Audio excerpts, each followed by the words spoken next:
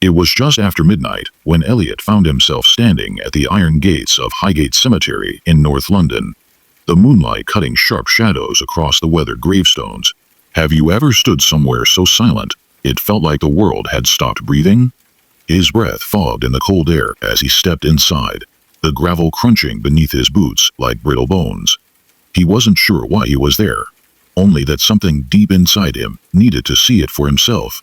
Have you ever walked into a place and felt like it remembered you, even if you'd never been there before?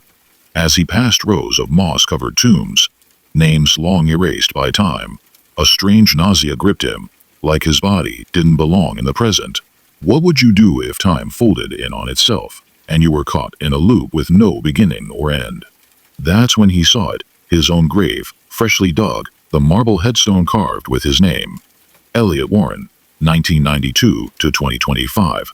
Would you scream or freeze if you saw your own death carved in stone? The soil was disturbed, loose, like someone had just been buried. He kneeled to touch it, and suddenly, cold fingers erupted from beneath, grabbing his wrists, pulling him down into the earth. Can you imagine the weight of 1,000 corpses dragging you into silence?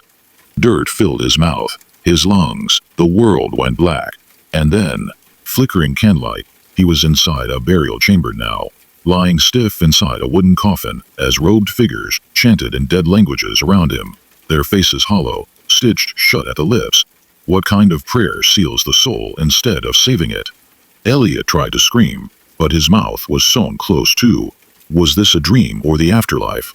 One of the hooded figures leaned in, whispered in his ear, "You were never alive. You just forgot your death.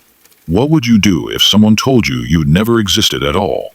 The chamber trembled, dust fell like ash, and suddenly his coffin slammed shut. He clawed at the lid, but it wouldn't budge. Then silence, then whispers. Then two towering, faceless beings appeared, cloaked in white light that flickered like static. "The reckoning begins now," one said, voice like shattered glass. "Have you ever heard a voice so deep it echoes in your bones?" Their fingers reached through the wood like mist, and everything froze. His heart stopped, his thoughts collapsed, and he screamed, then snapped awake, drenched in sweat, heart pounding like war drums.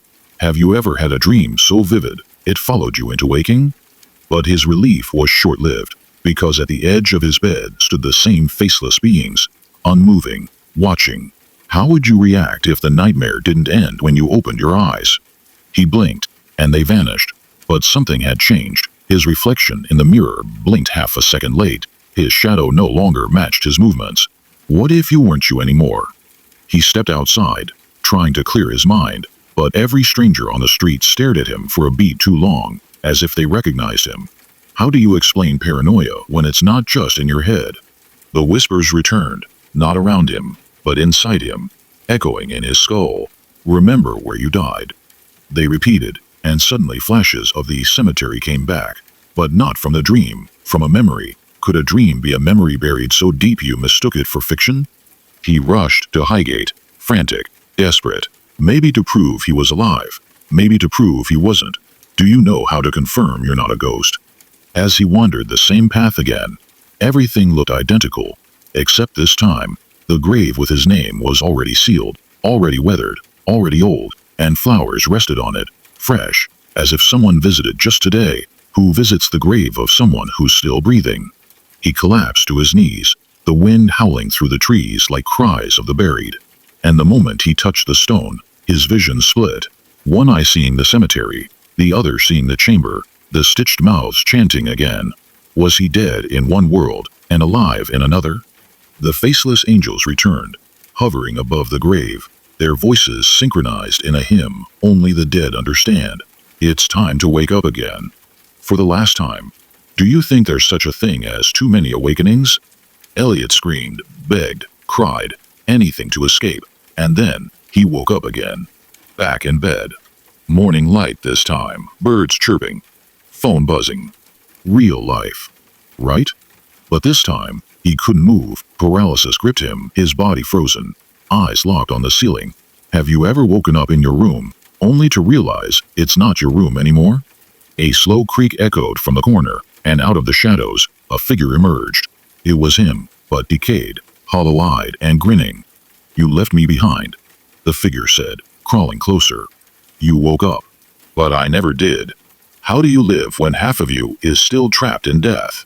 His screams were muffled by an invisible force as the figure climbed onto the bed, merging with him, sinking into his skin like smoke, and then silence.